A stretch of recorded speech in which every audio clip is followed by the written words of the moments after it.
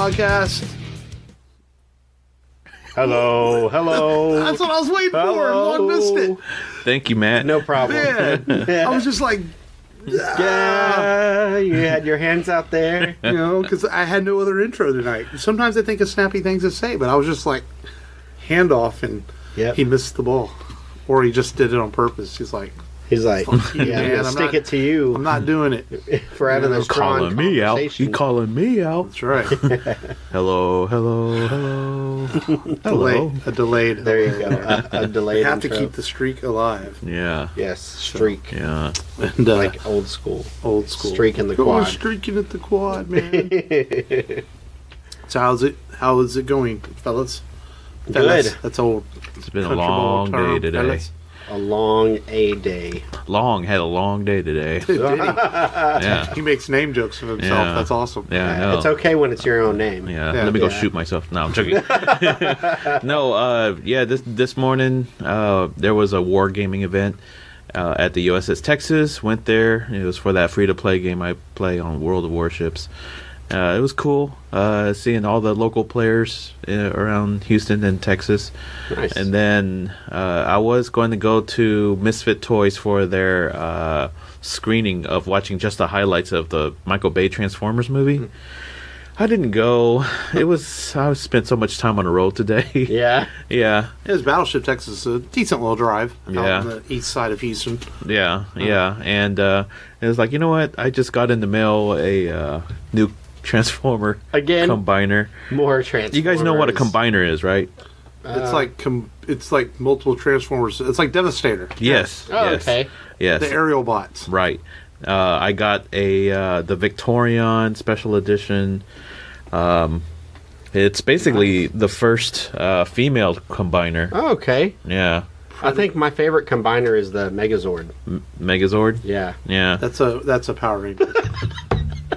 Megazord? You can't pull that one past. I can't. Okay. Well, there is a Predaking. Predaking. A Predaking? Yeah. He's like a lion for the torso. Oh, that's cool. Yeah. And then there's that. I showed you a picture of the Dinobot one. Yeah, you did. Yeah. You did show me that. Yeah, the combiner Dinobot. So it's kind of close to the Megazord. Close Power enough. Rangers. Yeah. Hey, man, the Japanese love their robots. And we love them too. That's true. Yes. We just acknowledge that one day they will become self-aware. Yeah. Yep. Then They're we'll have rebooting to- the Power Rangers again. Yeah. Unfortunately. Did you see the last one? I did. I don't know if I liked it that much.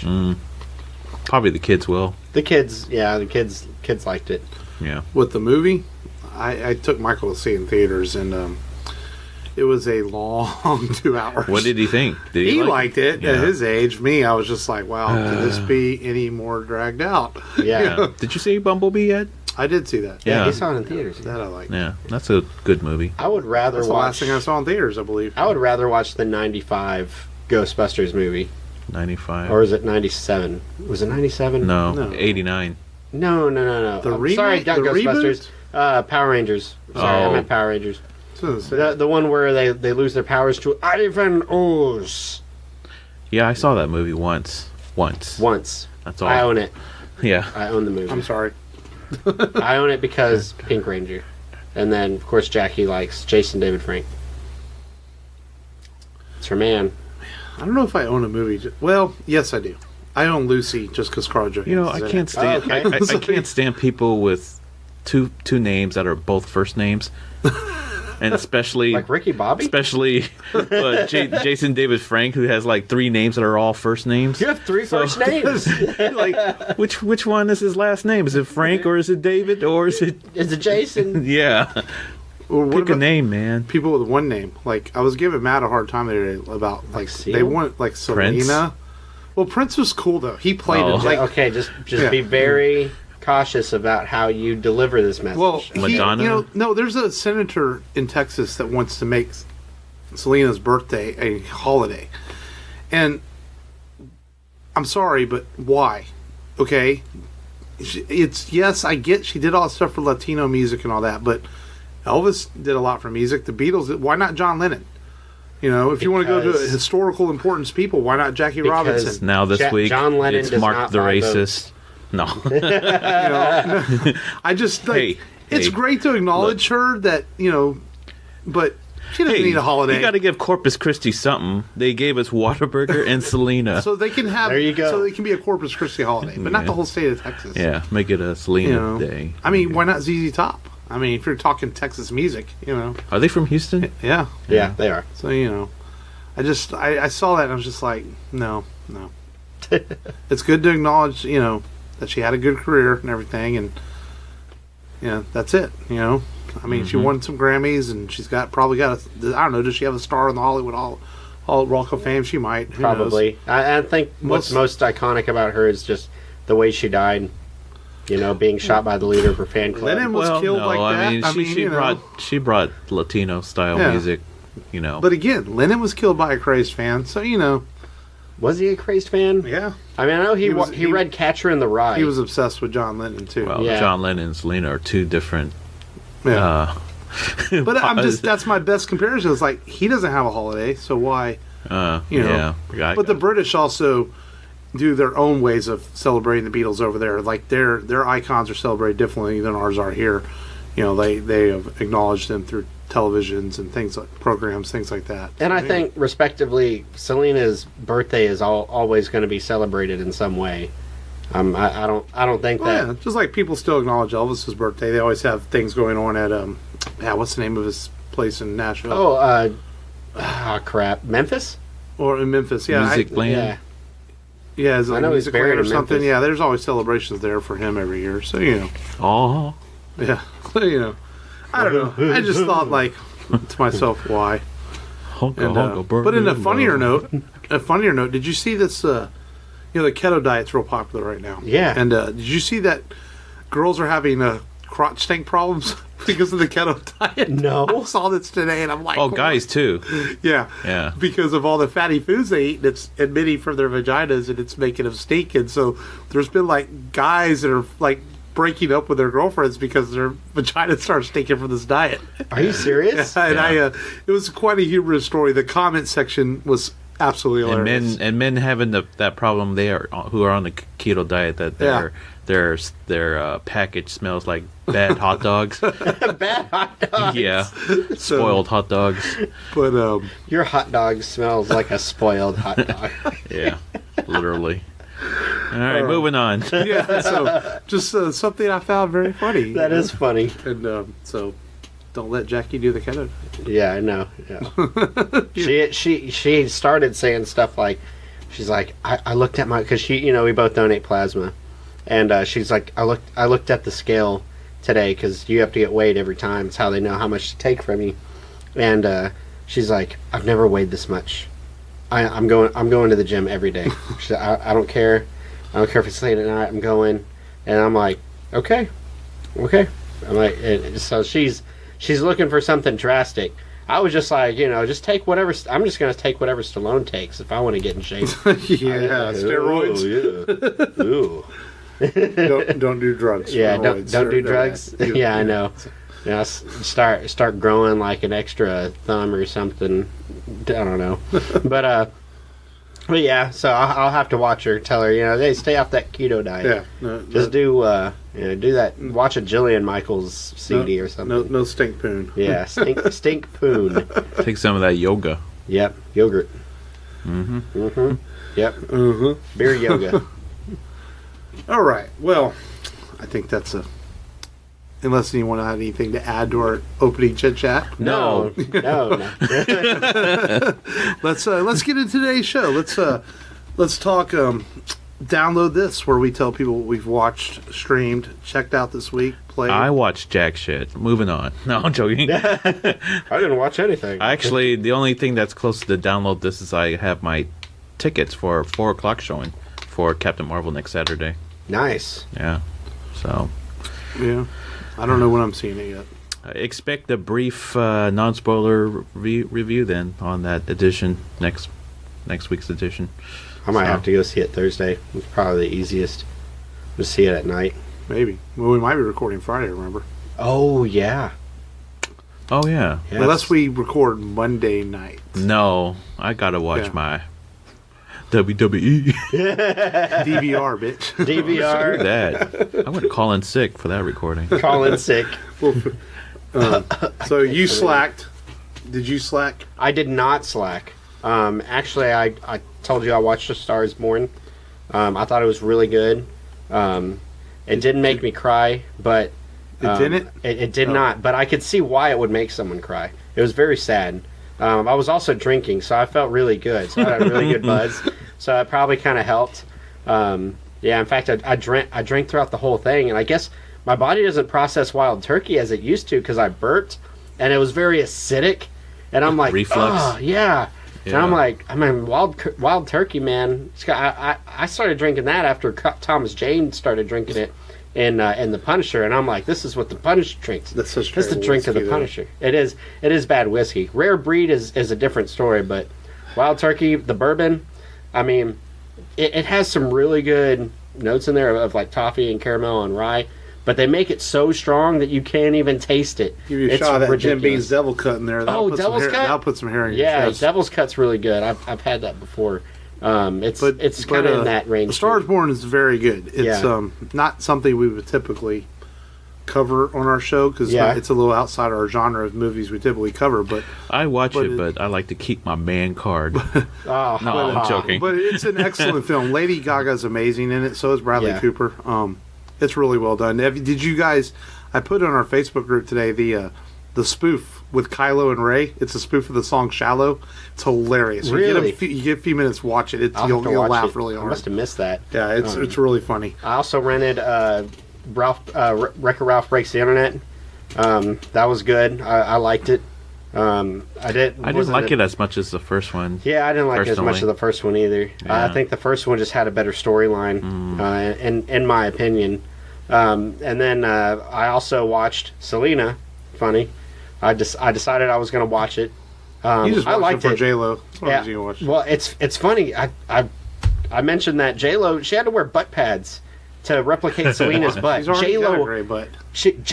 Her butt's not as big as Selena, and then Selena, she had bigger lips, so they had to make her lips look bigger. And I mean, Selena was just sexier, but she was a good girl, so she never did too much modeling. She did one modeling, and she thought it was only released in Mexico, and then it leaked to the States, and she was all embarrassed. And she's like, "Yeah, I'm never doing that again." And she was very, very churchy. Our friend referred to her as the W word. And that was just uncalled for. So Frank's on like Jackie's hit list. Well, she could have been a thought, Nah, she wasn't a thought. Her parents were way too strict. That movie is a really good depiction. And then as far as what I played Destiny, and I bought the expansion pack. And I played. A better question is, do you have any other games on your Xbox besides Destiny? I do, but I'm just that's all you play. Oh, dude, I have other games. I have Devil May Cry 4. Got Mortal Kombat. I've got not Modern Warfare. I've got Call of Duty Infinite Warfare. I have Dragon Ball Fighter Z, which I haven't played in like a month. I feel like because I've been like addicted to Destiny. I just love it. I love the storyline. You need to branch out your gaming world. Yeah, I really do. I'm probably going to get burned out. He's doing better than me. I've been playing, right before I got here, I was playing World of Warships. Nice. So. Oh, on your phone?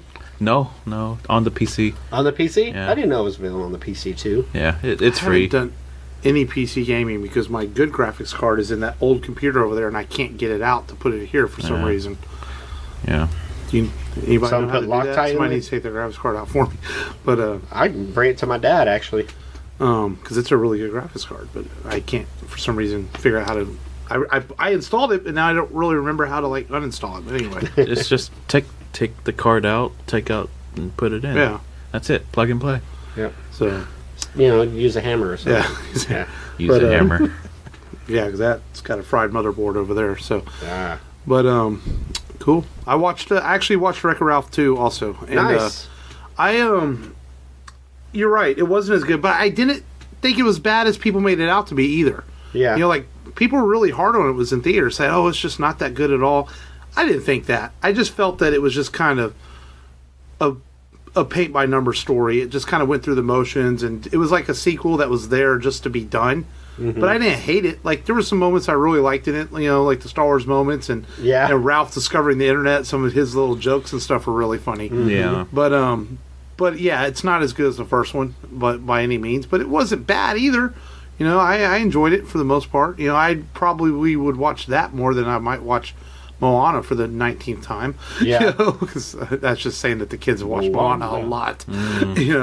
And but it was fun. I didn't hate it. And Shiny. I love that song. The songs. Oh, that's one thing about Moana. The songs get stuck in your head because they're really catchy. Earworms. Yeah, they really are. Yes, they're really catchy songs. And you know what? I love Moana for that because I don't think we've ever talked about It's a it. beautiful movie. But it's really nicely and animated. it's something that I don't think people have realized. But there's hardly any original songs in these Disney movies or these animated movies anymore. Look at Minions.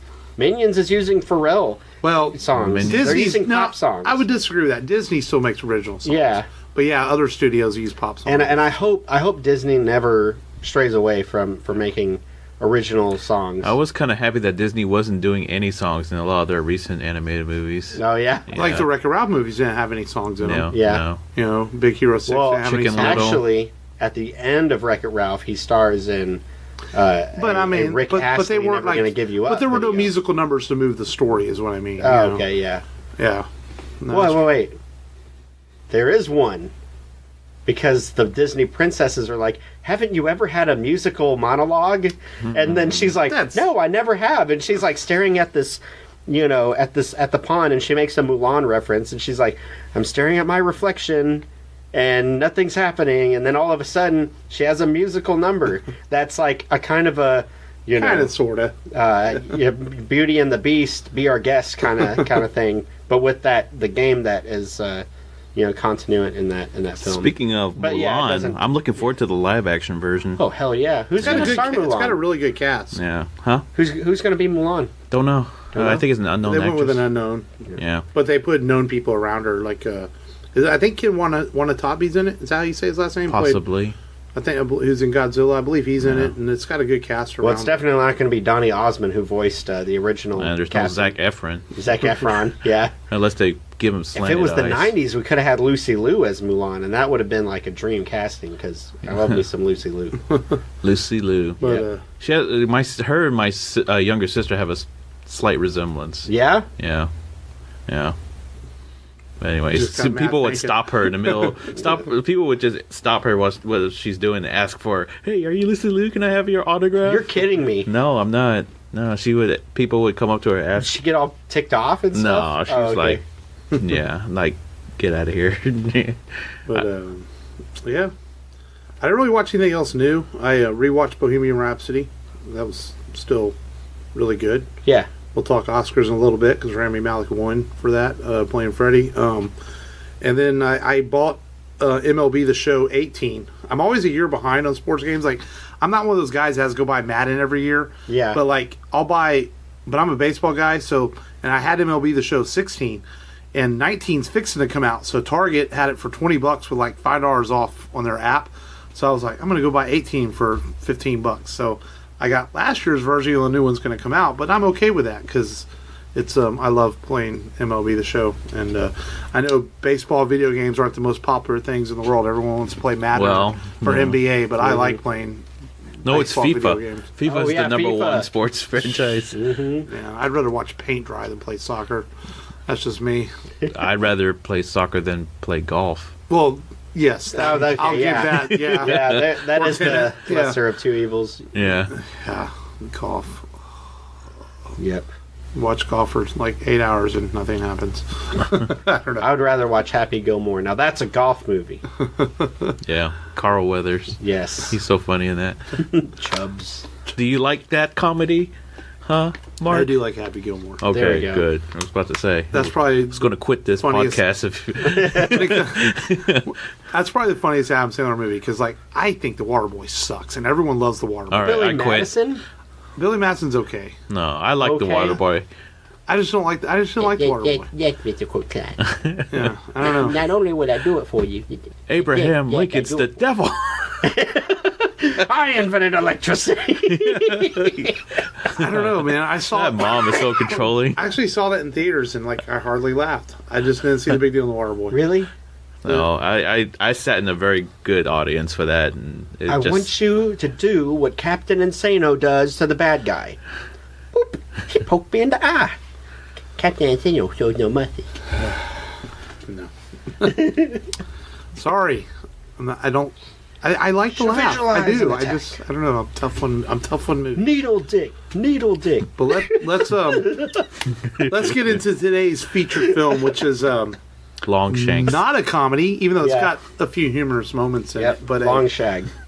Sorry. But a quite epic film. Longshanks' hand. Yep. Anyways, 1995 Best Picture winner, and a truly Best director too. Right? And best director. A truly incredible film. Yeah. Even if it does take a lot of historical liberties. We're talking Braveheart today, of course. Which this movie is it's as epic as they come. It's spectacular. It's well shot. Cinematography is amazing throughout the film. James Horner with a really good musical score. A couple years before he did his famous Titanic musical score. This is when James Horner was doing. He was the '90s John Williams. You know, he was doing a lot of stuff back then, and a lot of really popular musical scores. Mel Gibson directed this. Of course, it was really, I think, only the second feature he directed, because he had done The Man with No Face. Is that what it was called? Or he had Man directed with No Face. And he almost didn't direct this project. Terry Gilliam almost directed it, but then Mel ended up doing it. And he almost didn't star in it either, because he felt he was too old. But the studio really pushed Mel to star in the film. He was almost 40 years old. Yeah, Paramount really only wanted to give the financing fully if Mel starred in it too. So, you know, because it was quite an expensive film to shoot, because it was all shot on location, which is rare. Even today, that's rare. Films are shot in studios, and not a lot of movies are shot fully on location. They might have some location shooting and some studio shooting, but this movie was completely shot on location, which means you're bringing out tents and food and things to people so that they can film this movie. So it was quite an expensive shoot. So they basically said, Mel, if you're going to direct it, we need you to start it too, so we can save some money. You know, ultimately. And I think it's a good thing. Even if Mel Gibson was a little old to play William Wallace, this is one of those movies that, to me, in just 25 years, has become so connected with his name that I can't see anyone else playing the part. Yeah. And I did see this in theaters. It was the first time I saw it. And I remember walking out of the theater going, wow, that was a really, really good movie. And it was one of those that came out I think I saw it right before the Oscars. So then, like, that next week, it won, like, Best Picture. I was like, wow, that's really cool. So, you know, I remember you saying last week in the preview long, you only saw this, like, 2 years ago. Never came back. So, what were your initial thoughts? My initial thoughts was exactly what you thought. It was very epic, and universally, I could relate to it. As far as, you know, the concepts of freedom and honor, and I really liked not the concept of sleeping with a princess. No, okay. No. I would like to sleep with the princess personally, but no. As long as she's legal. Yes. Of legal age too. Let me add that too. No, the character was really smart and very relatable. And the action scenes were unforgettable. Yeah. I'm just glad that we live in an age of guns. Yes. I'd rather be shot than get stabbed or... Oh, my God. Brutally cut apart. Yeah, or get stomped on by a horse. You know. Give me the firing squad. Yeah. Makes me appreciate the fact that, they're... we'll talk more about the action scenes in a minute. When was the first time you saw it, Matt? My parents rented this on old school pay-per-view, whenever it came out. And I remember I came in and tried to watch some of it, and then, one of the Scottish nobles had his head smashed in with a cannonball. They're like, okay, go to your room. The ball and chain. Yes. Yeah. And I was like, whoa, cool. I was like, this guy's got his head smashed in. And they're like, oh, our son can't watch this. He's not old enough. So I went to my room, and I remember, bits and pieces of it, because I watched bits and pieces. Okay, now you can come out. But I never saw it fully until now, and it's great. I waited too long. I should have watched this earlier. It was a really good film, enjoyable, and he's a likable character. As much as I love Mad Max, and Mad Max is probably my favorite Mel Gibson character, but this is probably my favorite Mel Gibson movie, just because it's hard not to put this movie above the Mad Max films, because this is such a great film. Yeah. It's from the scale of it to just the story of it. and it's not afraid to let the quiet moments breathe, but then also have these really great epic action scenes, which were shot with thousands of extras. They use almost no CGI, because even the extra horses were fake robotic horses. And Mel to this day has like this challenge: if anybody can spot any of the fake horses in there, he'll give them like money. But no one has ever come to Mel and been able to spot any of the fake horses. He was even investigated because they thought they really threw a horse into the lake, into the moat. Yeah, man. And so so they had to bring all these people in. A lot of it was shot in Ireland, so it wasn't actually shot on Scottish lands. Some of it was, but most of it was shot in Ireland. So they used a lot of Irish people and stuff like that to film the extras. And the Irish people were so nice that they didn't even want to film battle scenes with the Scots. Like they were like, "Well, we can't fight them," and Mel had to convince them, like, it's a movie, you can do it. And stuff like that, which was really funny. That's funny. And Mel apparently is always known as a jokester, so he kept the sets light and fun and having fun with things, even though it's a very serious subject matter at that time in the film. And but it all comes together really nicely. And I always thought that, man, Mel, as an actor and a director, he did a great job directing his film. Yeah. And not all actors can do that.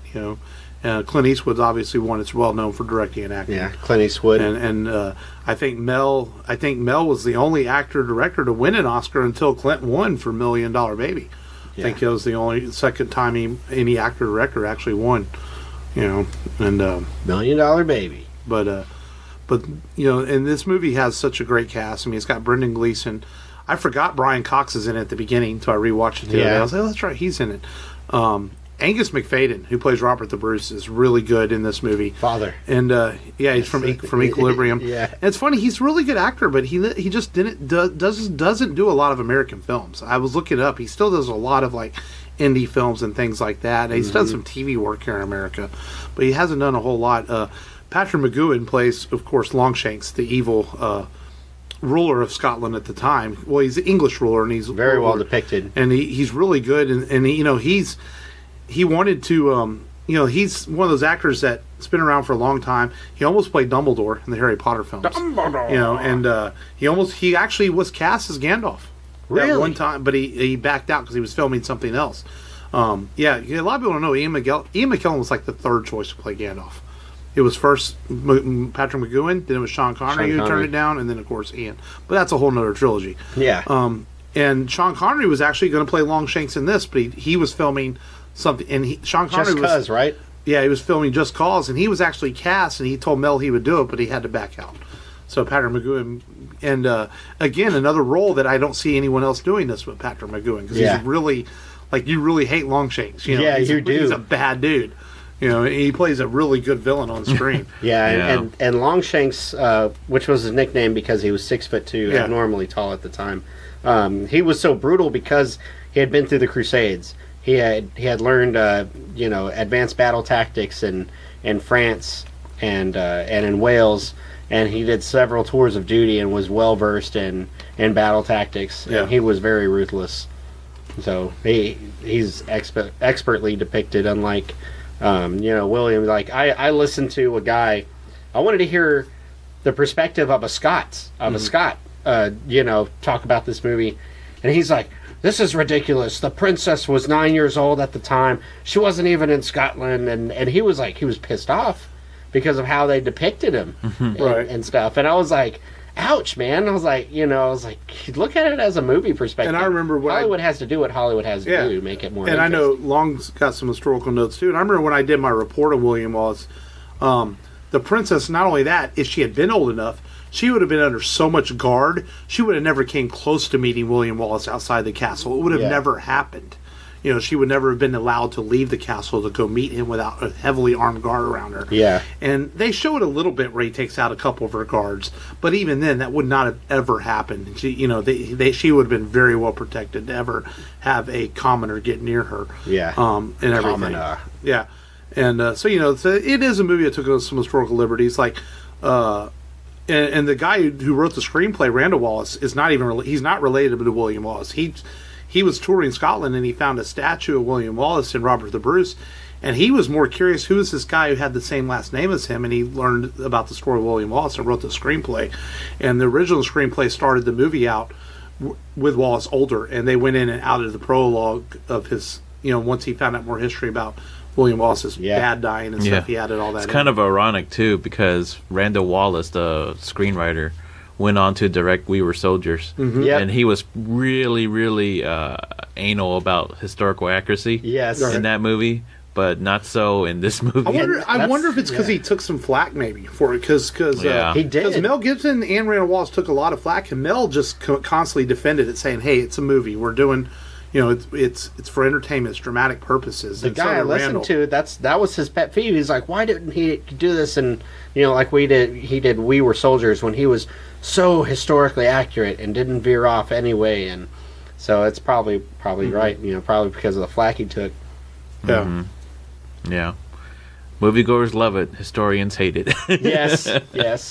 Yeah. So I got some notes here. Some interesting ones, right? So he was Braveheart. William Wallace was depicted as a farmer. He was not a farmer. He was son of a nobleman. Really? Oh, that's why he was basically leader of the Scottish army for a while. And the cause of the rebellion, was the wife was murdered and stuff. But actually, no one knows what caused William Wallace to attack the county sheriff. So there's no basis in fact. They just don't know. Some people suspect that it was just like a argument over property. Oh, okay. Yeah, and that could be the basis of it. And blue face paint was not worn during battle, because they were too Catholic to do that. It was more of a pagan practice. Yeah, and. They didn't wear kilts during battle either, so they wore armor. The Scottish did. Let's see. That part where Wallace was betrayed by his own cavalrymen, and then Wallace went after them for revenge, and he killed the one nobleman with the ball and chain. That never happened. I was about to say, because he just lost. He straight up lost that battle. And then he renounced his leadership, right? Because no one trusted him anymore. And he became a guerrilla-style terrorist. Kinda, but he never did take his time to do petty revenge on those noblemen. He actually instead went to France to try to garner an alliance with the French to go on their side, but it never never went through. And the execution scene, which everyone remembers of him being gutted, they didn't show the part where they tore out. Which they actually shot completely, but they edited it to not show it. Yeah. So, they cut him into pieces after that. And he was quartered. Yeah. They put each limb on the four corners of England and put his head on a spike on the London Bridge. Yeah. Well, and then... Anyways, those are the historical. And one of the great dramatic scenes in the movie is during the second big battle, whenever he sees Robert the Bruce on the battlefield on the English side and has betrayed him. It's a wonderful, amazing moment in film. Like, just one of those moments in film that your jaw drops. You're like, wow, that never happened. Robert the Bruce, the entire time, just sat back and watched. He supported William where he could. He never betrayed William. In fact, the people that did betray William were some people that worked under Robert the Bruce, and they captured him whenever he was trying to come talk to Robert the Bruce. So they changed that for dramatic purposes, and it works because it's really dramatic. It really is. And Robert the Bruce was really mad in history that his what do you call him? His lieutenants did this. He goes, no, we were supposed to support William. And so after the dust kind of cleared from the death of William Wallace, that's when Robert the Bruce does go after the English and does continue the revolution. So they changed that for very dramatic purposes in the movie.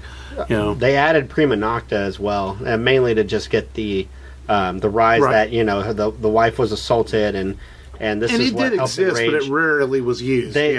Because if he would have if Longshanks enacted it, there would be a massive civil war that he would have not been able to overcome. But I thought that's what it was. I was like, that's a pretty dark joke. Now that I remember that Iron Man made it in Age of Ultron, if I lift this, I will enact prima nocta. And Mel Gibson took some flack too for, he gave Longshanks' son, he made him kind of apparently gay. Yeah, and he gave him a lover. And in history doesn't show that any proof that his son was gay, but it was also common back then to have male and female lovers, in some circles. And it was also a slew that other countries would say against him. Yes, and so Mel Gibson took some flack for when Longshanks throws his lover out the window, because saying that Mel Gibson was homophobic and all that. And again, it was done for dramatic purposes. But 1995 was a bit of a different time, and that just shows you how much times have changed now in 20 years. Yeah. As far as movies and things are accepted. I guess when I saw the movie, I didn't think nothing of it, because at that time I didn't think anything about the history of it or anything like that. Yeah. I was just like, okay, this guy's annoying and he's mad and he kills. Yeah. It's just like I didn't feel it was homosexual in any way. It's just it was part of the movie. In college, I think this course taught me one of the most important things, in life, and that's sometimes some things just are what they are. So like there was it was a slide that we were shown, and everyone had to submit a interpretation of it, and it was an older boy holding a bear. He comes back home and the bear is like in the corner or something like that, and they're like, oh, this teddy bear, it's about his youthfulness and his childhood, and it's about this and about that. And someone wrote, it's just a fucking bear. Why are you trying to overanalyze a stuffed animal? It just is what it is. And sometimes it just is what it is. There's no deep meaning to it. That is true. Yeah. And just like the Joker. Some people kill because it's for sport, because it's a good time. Some people just want to watch the world burn. Your Michael Caine is terrible. It is. I wasn't sure where to go with it. But no. Sport. But I don't know. I wonder if it would have changed the film. I think it's when I read that they had filmed the entire execution, but they test audiences, I guess, didn't like it. They felt it was too brutal, and I could see that. Like, I think it's kind of good that they showed it. Like, you just see the pain in his face and his eyes. Yeah. But man, Mel at this point in the movie, though, his acting is actually really good. You see the pain in his eyes and the love still for how do you say her name? Murnau, I think was her name. Yeah, his wife. Oh yeah, Monroe, and and it's really good for Mel that part of the movie. Oh, Murren. Murren. I knew it was something. Her name was actually Marion. Yeah. But they named her Murren. They didn't want to compare to Robin Hood. Yeah, they didn't want him getting confused with Robin Hood. Another fun fact. And did you watch the Netflix movie Outlaw King? Not yet. I know it's on there. It tells some of the story of Robert the Bruce and played by Chris Pine. Yeah. So, do you know if it's more historically accurate? Yeah, I'm not sure. That's the one where he sleeps with the girl that played Paige in. There's a scene with them. You're obsessed with people sleeping with each other, aren't you? Yeah. Kind of noticed that. Makes you wonder. Matt's a peeping Tom. No. Peeping Tom, like Dirty Harry. Yeah. And then another thing, the famous speech in this movie, like, they'll never take our lives, but they'll never... Like, obviously, they don't know what William Wallace said, but they said in all likelihood, he probably wouldn't have said anything. That the Scottish were, like, didn't talk a lot, especially when it came to battle. They were very focused, ready to go. Right. They did fight very savagely.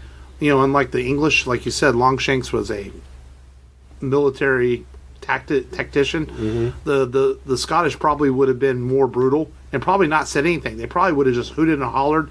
Things like where they raised their kilts and mooned them, they probably would have done that. The Scots were very just kind of more brutal and brutish than the English were, and so William Wallace probably wouldn't have said anything. But it's a wonderful speech in the movie, and it makes for such dramatic effect. And there was a time in the '90s there where it seemed like all these movies had these big speeches because of that. Oh yeah, I mean all the way to Gladiator. I mean Maximus is guilty of a big speech in his movie. Yes, Lord of the Rings, Independence Return Day. of the King. Yeah, so it became a thing to have this speech in the climax of the film. And I guess you can give credit to Mel Gibson for kicking that off with these epic films in the late 90s, early 2000s in some ways. And speaking about them mooning people, I guess Apollo 13 was up for an Oscar too. And he kind of joked that they were the best Moon movie because they mooned the. And he was the filming English. Ransom with Ron Howard Yeah. when they both got word that they were nominated. Yeah, Yeah. that's pretty funny, and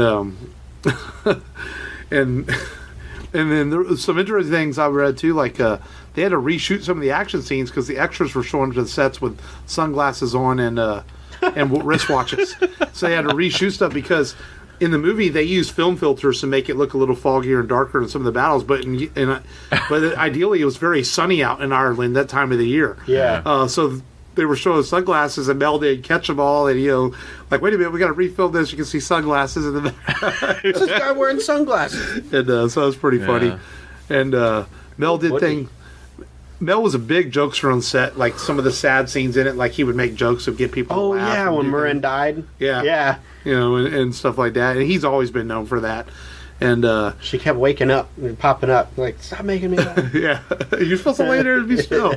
So but man, this movie though it's probably one of my, when it comes to epic films, this is probably one of my more favorite epic movies. And when I say epic, I'm talking like 240 plus. Yeah.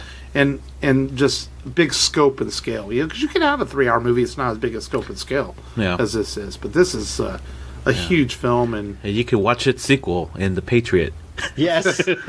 Same exact plot. It's like, I love killing Englishmen. Yeah, I they love both say killing it. redcoats. Yeah. I only watched The Patriot one time. Yeah. Yeah, I remember it being okay. Yeah. You know. Have you ever seen another historical epic, Last of the Mohicans? Oh, dude. Yes, Yeah. it might be coming up in a few weeks. Yeah, I've never seen that movie. You've never actually. seen Last Mohicans? No. I think I have it on our movie list here the next couple of weeks. Oh, Because I've okay. been wanting to do that. That's one of my all-time favorite Really? movies. Yeah. Daniel Yeah. Day-Lewis. If it comes on TV, I stop and watch it every time. Yeah. It's- I'll have to watch it. It's For sure. fantastic. We're going to do it right after we do Surf Ninjas. Surf Lord. Ninjas. Catch me dead watching that. But any final thoughts though on Braveheart, man? I mean, I like this movie a lot. I hadn't watched it in a while, so it was kind of nice watching it again. It still holds up amazingly well to me. It's there's no slow parts in this. For a 3-hour movie, it moves quick. It does. It's well paced. It's not a dull moment. Maybe a little slow at the beginning, but once you get past that, it's great. Especially once the revolution starts. Oh, yeah. It doesn't stop. Well acted across the board. Great score. Yeah, fantastic score. The supporting characters. Yeah, it's one thing I really thought Mel did a good job was giving them all their moment. All of his lieutenants and people around him, and the guy who's played by Brendan Gleeson, the red hair guy. History does show that they were very good friends, and he stayed by his side throughout the revolution. Wow. Balish, I think was his name. Yeah. That they did show that they were.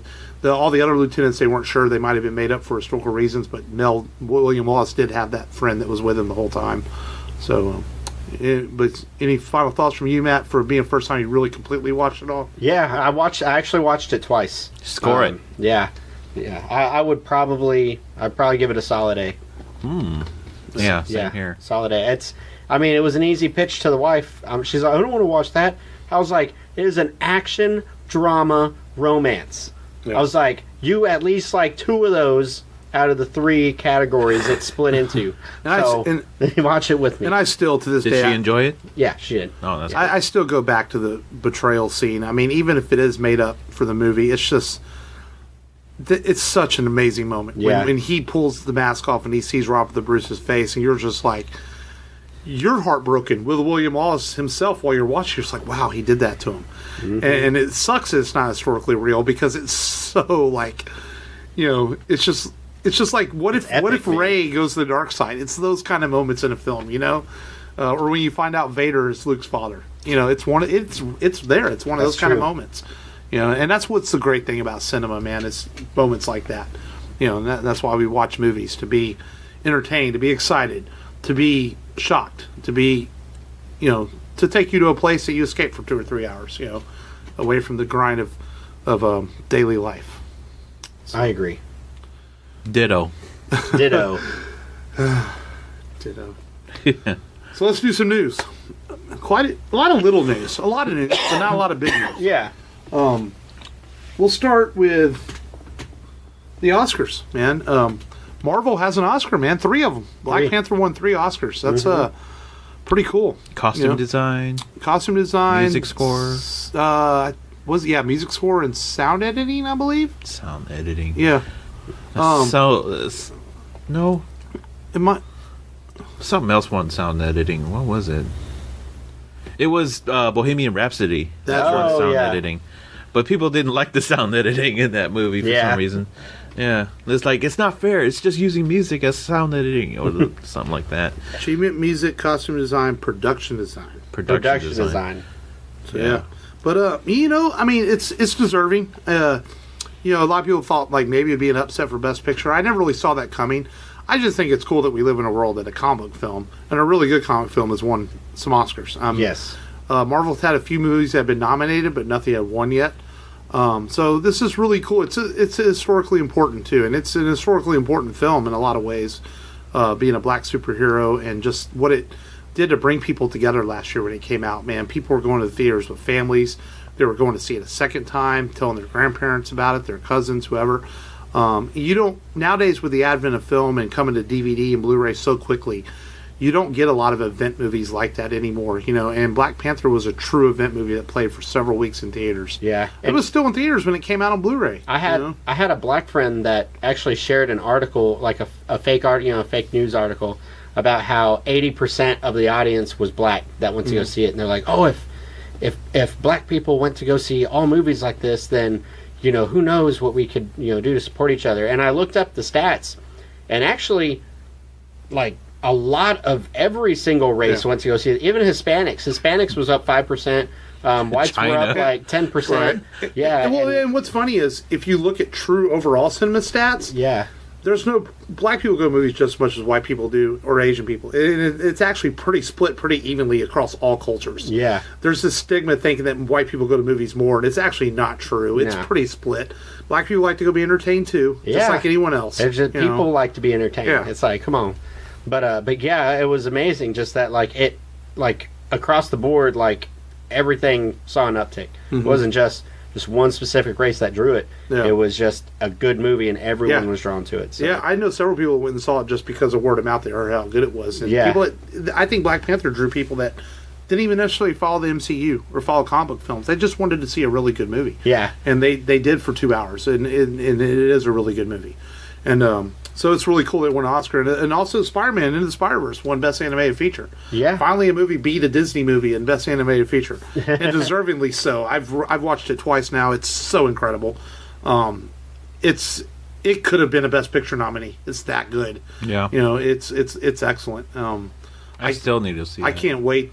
I don't buy a lot of movies when they first come out because they're expensive. Yeah. But Spider-Verse I might buy, man, because it's really, really good. It's not exclusive. I really want to Vudu. own it, I'm holding off until it goes on rental. Same for Creed 2. Yeah, and it's fantastic. So, and Rami Malek, of course, won for Bohemian Rhapsody. And, which he's as good as Bradley Cooper is in A Star is Born. Rami was really good, too. He embodied the spirit of Freddie Mercury, and I thought his speech at the Oscars was well done.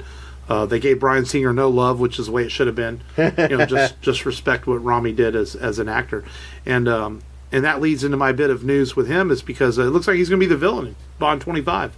Really? Which, Rami Malek? Yeah, Okay. It looks like he's circling the project. Rumored Scatterhand is the rumored title. Bond 25. They haven't confirmed it yet. I'm not even going to think what that could mean. I would think they're going to continue somewhere where Spectre left off because Spectre's still out there, So we'll see. But interesting. I'm glad that organization is back. Yeah, it's going to be interesting to see how Malik plays with Daniel Craig's Bond. Because you just had Javier Bardem and Christoph Waltz, two incredibly gifted actors as villains in Bond films. So Malik's got a tough road to follow up. To see where he goes with it. But if it's a good script, he should be able to do a good job with it, I think. Edge of Tomorrow, it's going to get a sequel. Yes. Warner Brothers is actively pursuing it. They want Tom and Emily Blunt back. And Doug Liman. Yeah, and I'm all for that. I actually really liked that movie a lot. It kind of came in summer a couple years ago, and it didn't do extremely well at the box office, but it found a home on video, and people started hearing about it through word of mouth. Tom Cruise, man, he's again, I've said this before in the show, the guy makes entertaining movies, and whether you like him or hate him, and I thought Edge of Tomorrow was cool. I like sci-fi that's kind of different and neat. It's based on a manga, of course, and everything called All You Need Is Kill. Yeah. I think that was the title of the manga, which that's actually a really cool fucking title. All You Need Is Kill. And so I'm for this, man. Do another one. Yeah. I don't like the idea of them calling it Live, Die, Repeat, and Repeat. Just call it Edge of Tomorrow too. Yeah. But We live, we die, we live again. Warner Brothers struggled with the name of that movie. Yeah. They changed it 3 times. yeah, they should have just called it All You Need Is Kill. It would have been fine. Because it's a really cool All film. You Need Is Death. Yeah, and it has the late Bill Paxton was in it. It's a cool movie, man. Yeah. And so bring on a sequel. Did y'all watch the new Hellboy trailer? Yes. It was a lot better than the first Much one. better than the first trailer by far. I'm a Capricorn and you're crazy. Well, and that's the thing. The first trailer was full of humor, and you're like, wait a minute, I thought they were making a rated R film. This trailer seemed to mix the humor better with the rated R-ness of it. Yeah. And I'm still not sure about David Harbour's look, because his lips barely move. yeah, because we got used to Perlman, but man, such a better trailer. Perlman, when he talks, his lips move along with the makeup, but you can tell he's just layered under that. His lips are barely moving under that. Who knows? Is that Mia Jovovich playing the witch or whatever? Yeah, Man, the Blood Witch. She looks good in it. She's been looking good. Yeah. for a Does she long even time. age? I'm telling you, man. And but I just I'm kind of pumped now for this. At first I was kind of but now I'm like, oh, I'm down because I love the character of Hellboy. So I think it's a cool character. And Selma Blair was in the first 2 films. Yeah. It's sad to see that she's got multiple sclerosis pretty bad. Yeah. I didn't realize that until I saw that they released a little news story, and I'm like, man, I was really sad because I liked her films. She at least had one really good sci-fi film. Del Toro's Hellboy films are fantastic, and he did great casting. And but this is looking up now after this new trailer for sure. So we'll see where they go with it. April 12th, not too far away. Dark Phoenix released a new trailer. It's better than the first trailer, but I still just like the ship feels like it's sailed with X-Men. We got some good X-Men films. We know they're going to Disney. It just feels like this is being put out there for why, Yeah. Can't wait until the MCU. Yeah. I mean, Yeah. I've never missed an X-Men film in theaters, but I might just wait for this one video. I'm just like... You didn't like Apocalypse? I like parts of it. Yeah. Yeah. I do like parts of the movie. But this one just feels like, it just... If I knew it wasn't indie and it wasn't going to Disney, maybe I'd want to invest more in it. But, we'll see. It just... I don't know. It just feels like too little too late now. We know Disney's buying them. Yeah. So... And then we already see the story with The Last Stand, sort of. We did. Yeah. And Brett Ratner's film of a film. So last week I mentioned Alien Isolation was coming to an animated series. Wow, I didn't know it was going to come out like 2 days later. Basically, they took the video game cutscenes and they added stuff to it. I watched the first episode. They're about 10 minutes. 10 minutes each. Yeah. It's okay. I mean, for Alien fans, I think it's kind of cool. It just kind of feels like, why? Why spend money to take the cutscenes and add to it?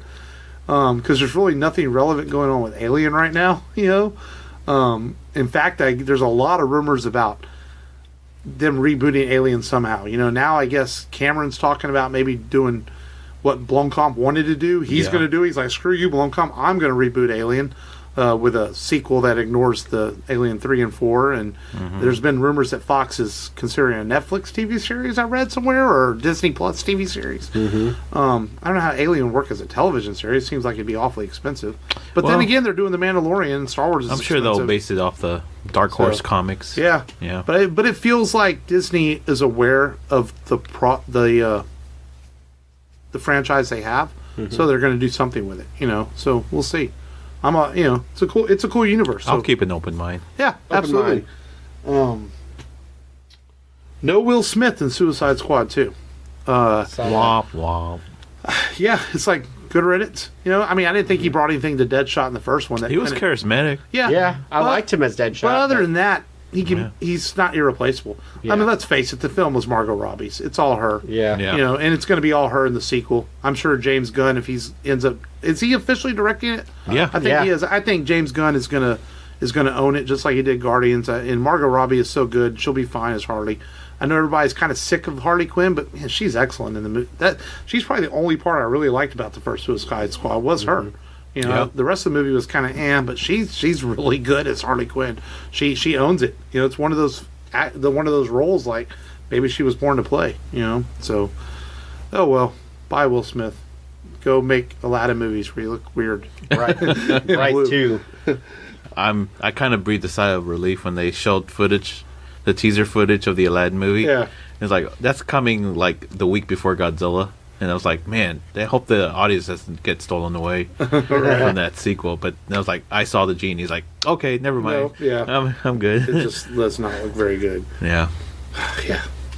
Aquaman, dude, we're going to have to wait till December 2022. Wait, 2022. I hope I'll watch it if James Wan is doing it. Yeah, well, he hasn't officially signed on yet. They're apparently talking to him. He definitely will be producing. But, you know, money talks. I imagine he's going to end up directing it. It's just kind of 4 years in between, man. It just seems like a long time. You know, 3 years is a long time, but that's pretty standard for sequels nowadays. Yeah. 4 is a really long time. Well yeah, we'll have the new Batman movie to keep us. Yeah, Batman, Wonder Woman, 1984. That's like Terminator break in between. Yeah, but I'm glad to see. It seems like DC and Warner Brothers, they haven't officially announced that the DC Extended Universe is dead, but it just seems like they're moving forward with the individual films. Yeah. You know, Shazam's fixing to come out, the Batman, the Wonder Woman sequel. And that's probably, like we said before, that's the right route to go. Aquaman was a lot of fun, so I'm glad it's going to get a sequel. You know, it's going to be fun so we can see more of I am Ocean Master. And didn't the guy who plays Black Manta just got cast in something? Yeah. Yeah, he was in he's going to be Candyman. That's right. Yeah, the Candyman. Oh, wow. Yeah. That's He's right. going to play the new Candyman reboot. Yeah. The last bit of news I have is, man, The Sandlot, one of my all-time favorite baseball movies, is getting a reboot as a television sequel with the original cast. Yes. Is Benny the Jet Rodriguez guy going to be I there? guess so, Did man. he get into some trouble? No, they're all still alive and everything, and all the kids that were in the original Sandlot. Some of them still act, and some of them don't. Mm-hmm. So I guess it's going to be a story about all their kids because they've got to be all in their 30s and 40s by now. Yeah. Easily. You know, we'll see, man. You know, we didn't think Cobra Kai was going to be very good, and it turned out to be excellent. So That's true. I can't wait for season 2. You know, so yeah, so the Sandlot could be good too. Yeah, I think Cobra Kai we're going to get a trailer soon since they released some images the other day. Did they? Yeah, and apparently Elizabeth Shue's going to come back for season 2. No way. Yeah. Oh, that's what it was. In 2017, the guy who played Benny the Jet Rodriguez, Mike Vitar, pleaded guilty to the assault of an individual on a Halloween night in 2015. No, it's No. just The The assault. victim sustained multiple injuries, with some leaving life-lasting effects. Okay. The victim sued That's pretty Vivitar for serious. several other individuals successfully for over $7 million in 2019. So maybe it's most of the original cast returning. Yeah. As of 2018, he works as a firefighter in Los Angeles, California. So we'll see. But The Sandlot, man, it's a really good coming of age movie. So maybe it'll be a good TV series. Forever. I Forever. wonder if Wendy's going to be in that film. Yeah, we'll see. Yeah. So that's all the news I had. Anybody else? Anybody have any news that I missed? Like I said, not a major news week, but a lot of little things. Momo Yeah. challenge? Nah, just Dude, that's creepy, man. It's all really fake crazy. anyway. 90 days Yeah. until the Godzilla release. But I will be doing a kind of a, hopefully, you know, if you're down with it, I am going to do a quick retrospective bonus episode of Game of Thrones before the final season comes out. So, hopefully you guys are looking forward to that. I look forward to it. Are you watching porn Yeah. on your phone? You turned it No, sideways. I was looking for this meme. Dude, Just a quick. that's so creepy, man. That Momo Oh, thing. Jesus. That Momo That looks like a challenge- damn Muppet. That Momo A Muppet? challenge thing is creepy Yeah. as fuck, man. But I guess apparently it's been confirmed as a hoax now. But there's been no confirmed Well, of reports course, it's of a any. Photoshop. Why would anybody think that's Well, it's based real? on some statue, but apparently there's been no true reports that any kid has really harmed himself. There's a mother in California that said that her daughter tried to do something, but it's already It's been like a blue whale. It's already or been whatever. debunked. Yeah. Apparently, there's a child. There's only possibly confirmed report is a child in Argentina that apparently did kill themselves because of the Momo challenge. but there's been nothing absolutely confirmed by any authorities across the world. Sounds like one of those, like a Tide Pod challenge. And it's going back to 2016 when the Momo Challenge first appeared. Oh. But there's been no true confirmation. Yeah. So who knows if it's real or not. But just lately created some buzz. It's urban legends like the Slender Man and stuff like that, Slender Man's real, Mark. Is that behind you? No. So, okay, if the kids are in bed and you are going to leave, I'm going to be scared now. I already can't watch. I can't watch UFO stuff at night. I can't sleep if I watch it. But anyway, I'm telling my secrets. Yeah, I'm going to come over here and it doesn't help that your house is right next to a patch of forest. No shit, I can hear coyotes sometimes and crap. Yeah, Close Encounters, man. Or look at glowing red eyes staring back at you if you're standing out in the porch. Hey, I've seen possums staring out there. Anyway, okay. Yeah. I'm happy. So let's preview next week's movie. This is another true classic and quite an epic film in a lot of ways for an animated film. We're going to do an animated film. We've been wanting to do a Miyazaki film. We hadn't done one yet. Miyazaki. I always say Miyazaki. I'm fucking white, dude. Don't hurt yourself. All right, don't hurt yourself. We're gonna do Princess Mononoke. In a time when gods walk the earth, an epic battle rages between the encroaching civilization of man and the gods of the forest. When the forest has been cleared and the wolves wiped out, this place will be the richest land in the world. Now, the fate of the world rests on the courage of one fearless princess. I'm not afraid to die, and I would do anything to get the humans out of here. And one brave warrior. You fight like a demon, boy. Like something possessed. What exactly are you here for? To see with eyes unclouded by hate. Now watch closely, everyone. I'm going to show you how to kill a god. Fire!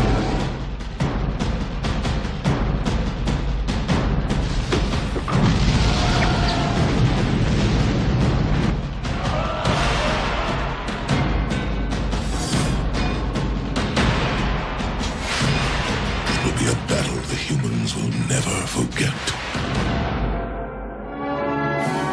Gillian Anderson, Billy Crudup, Claire Danes, Minnie Driver, Jada Pinkett Smith, and Billy Bob Thornton.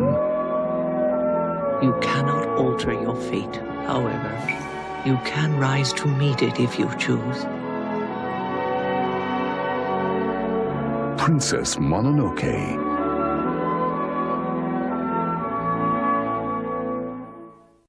Yay! And, it's funny, a lot of people, this is their first experience with a Miyazaki film. Did I say it right? Miyazaki. And, but for me it wasn't. I actually saw Spirited Away first. That was my first time I saw one of those films. And I went back and watched Princess Mononoke, and I really like it a lot. Any movie that has swords, I'm always down for.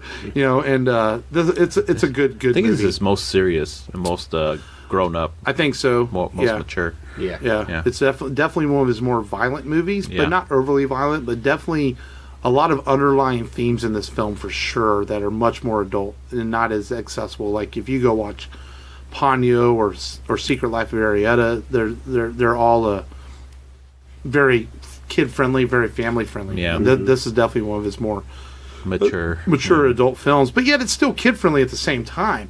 It's just some of the themes might go over a kid's head. They might not understand everything that's going on in Princess maybe, except for the decapitations and I've watched the film with Michael before, and he actually likes it a lot. Yeah, so it's a good movie. Yeah, the animation is stupendous.